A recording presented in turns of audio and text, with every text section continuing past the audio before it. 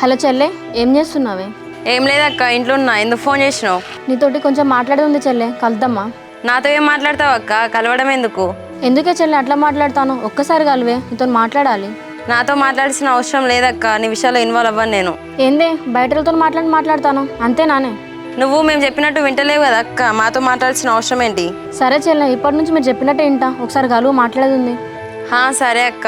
మన water tank దగ్గరికి రా చెల్లె, నేను కూడా వస్తా. ఓకే అక్క, వస్తున్నా.